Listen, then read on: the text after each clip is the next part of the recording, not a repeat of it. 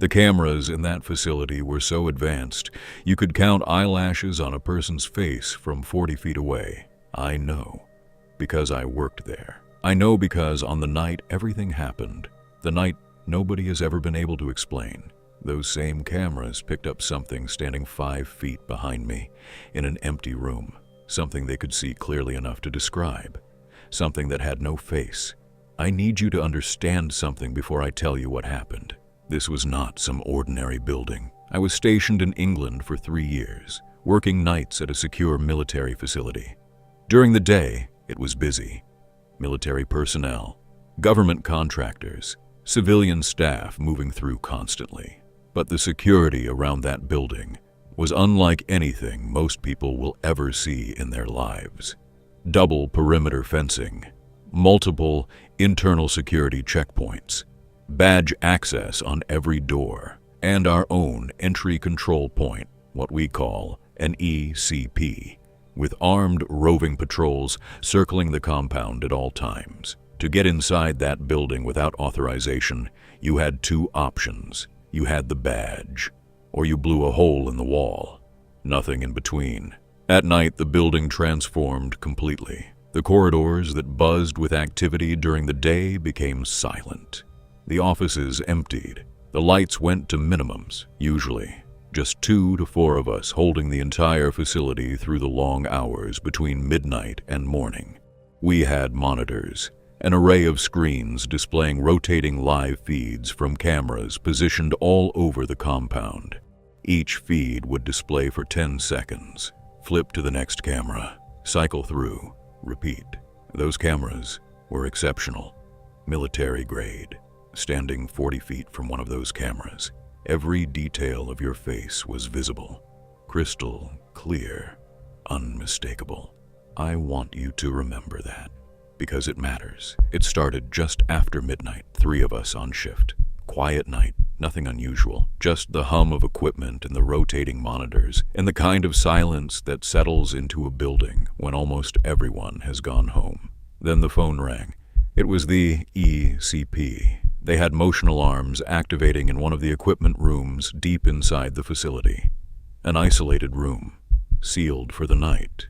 No reason for anyone to be in there. My supervisor looked at me. Lucky me. I made my way through the building alone, through the corridors that felt a little longer at night, through the checkpoints, down to the equipment room at the far end of the facility. I pushed the door open and stepped inside. Nobody. Empty room. Equipment racks. Humming electronics. Dim lighting, nothing out of place. Not a single sign that anything or anyone had been there. I picked up the internal phone and called my supervisor. Nothing here. Room is clear. Then I called the ECP to let them know. And that is when everything changed. The ECP supervisor picked up immediately. I told him the room was clear, asked him if he could see me on the feed. He paused. Then he said 4 words I have never forgotten. "We have 2 of you." I stood completely still, didn't move, didn't turn around. I looked up at the camera above me and kept my voice as calm as I possibly could. "Where do you see the other one? About your 5 o'clock? 5 o'clock? Slightly behind me. To my right. Describe him." Another pause. "About 6 feet. BD us. Looks like a lifter. BD us." Battle dress uniforms. The uniform that had been officially discontinued and replaced almost 4 years earlier. Nobody on that base wore BD us anymore. Nobody had worn them for years. My mouth went completely dry. I turned around slowly, pointed directly into the empty space at my 5 o'clock. Right there? Yes.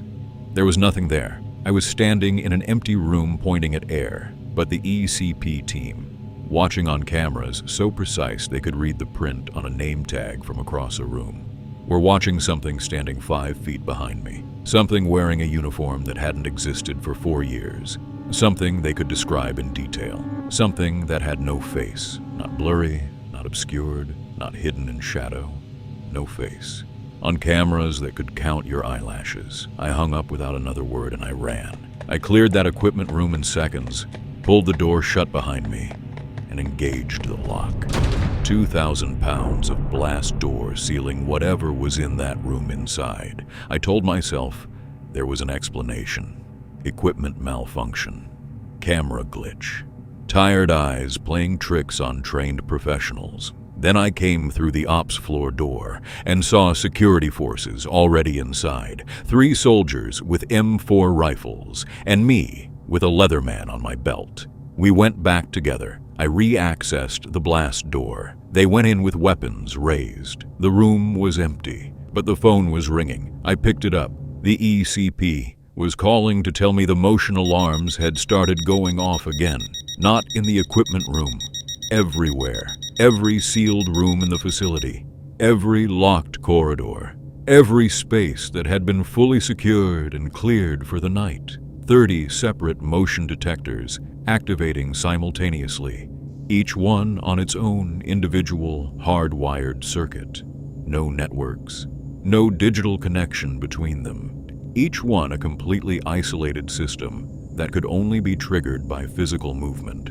The low sensitivity detectors were going off too. Those detectors were calibrated specifically to ignore small disturbances. To trip one, you needed something large, something moving deliberately. A human being, 30 of them, all at once. All in rooms that were locked, sealed, and empty. We called the base command post, notified our commander. Security forces spent the next hour and a half clearing the entire facility room by room. They found nothing, not in a single room. No evidence of entry. No signs of disturbance, no footprints, no damage, no explanation for 30 simultaneous motion alarms across a facility that should have been physically impossible to enter without detection. The video feed from the equipment room had not recorded. A malfunction. The one night it mattered most, but the motion detection logs had recorded 30 alarms, time-stamped, documented. Something had moved through that building. Something large enough to trip the most sensitive detectors in a maximum security military facility. Something the cameras could see clearly enough to describe, but not clearly enough to identify, because it had no face.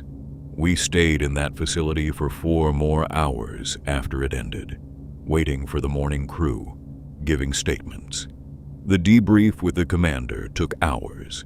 Every detail documented, every alarm log reviewed, every camera angle examined. At the end of it, nobody had an answer.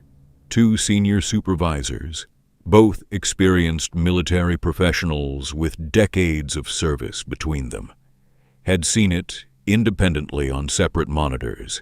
Neither one has an explanation to this day. The ECP supervisor, who described the figure to me, told me afterwards that what bothered him most wasn't the missing face. It was the stillness. It didn't move, he told me, the whole time you were in that room. It just stood there, completely still, like it was watching you, like it was watching me. In a room I thought I was alone in a building that was physically impossible to enter without detection. I have thought about that night almost every day since it happened. I have thought about those cameras, the finest surveillance equipment I have ever seen in my life.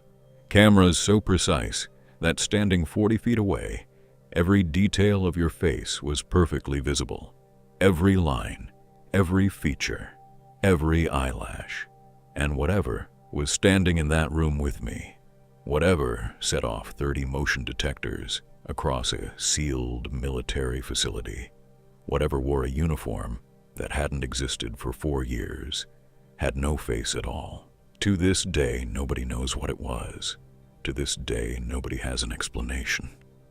And to this day, I still think about the fact that I was alone in that room, that I never heard it behind me, that I never felt it, that the only reason I know it was there is because someone else saw it first.